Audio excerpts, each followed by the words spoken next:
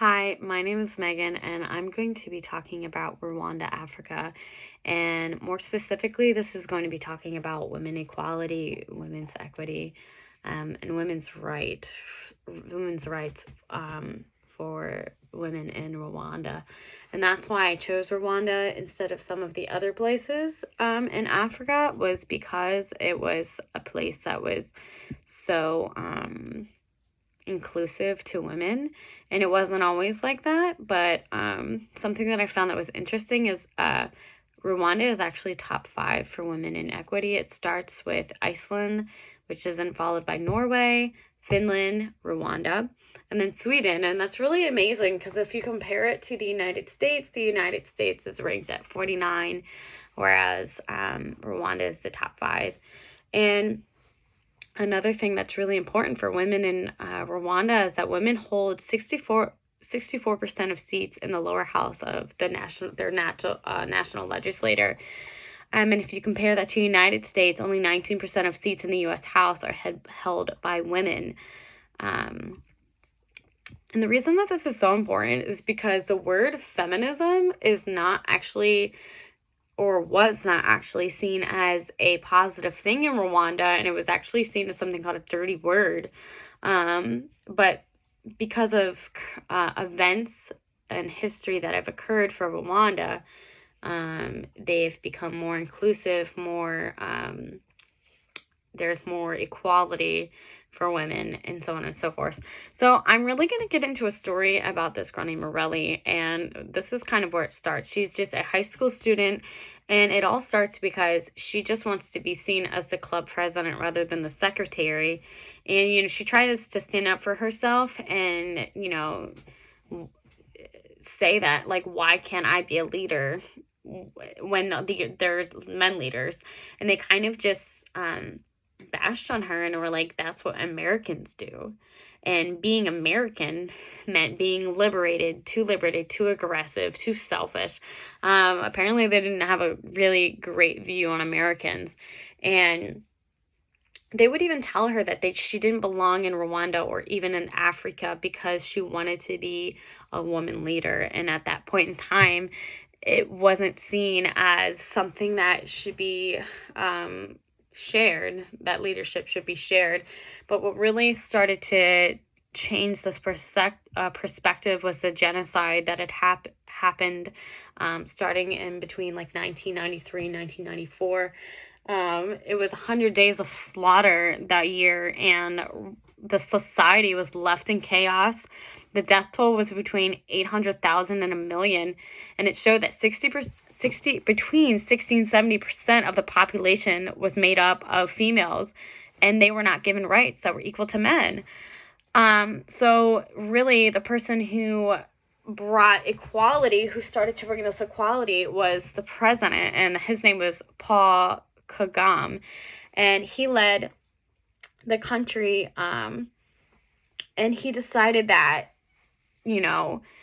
Rwanda was so broken and demolished that there needed to be a new set of laws, and that not only men could refix and rebuild the nation that Rwanda needed, but that women also needed to take on this responsibility and needed to share this responsibility. So he appointed someone named Justine, and she was in charge of governing pro-women policies and found that women were being treated like domestic duties and just being seen as objects to their husbands. So she was also trying to create opportunities for women, as well as the president, who was trying to integrate more things for women to be involved in. And this brings us back to Morelli. So Justina created this debate, and this was after, Morelli had passed high school, and she was in college now, and she had went to a historically women's college because she wanted to go somewhere that was going to make her feel like accepted, and it wasn't like this huge, like, prized, big spotlight college, but it was a place that was going to make her feel welcomed and appreciated as a woman. So she goes to this college and she gets to be the leader of a team, and they go and they're doing these debates. And at first she was not winning. Her and her team were not winning because they were, what they had said, acting like women, which again, where they were trying to say that she was too shy and too quiet. So then the next time they were doing their competition, they kind of, put their perspective out there no matter what. Like, they were very confident, like, this is what we believe in, this is what we're gonna do. And it just ended up blowing up, and everyone really appreciated them and loved them for their openness and honesty, and they actually won. And I wanted to share that story because it kind of showed how before the genocide and women having rights, she was just kind of silenced and told that everything that she was doing was wrong. And then after the genocide and women started to be more included, she was able to have more of a voice, go to a women's college, actually go and get educated and do things. So that's why I really wanted to tell her story. But let's move forward. After doing some research on just kind of the history, so Rwanda kind of started all the way back in the 1300s. There was the Tutsis, and they migrated into what is now Rwanda. And it was already inhabited by the Twa and the Hutu people. And that's kind of what founded Rwanda. And I just kind of wrote some important bullet points. I didn't go into super in depth of every single year of what happened, but I did note that in 1990, Rwanda becomes part of German East America.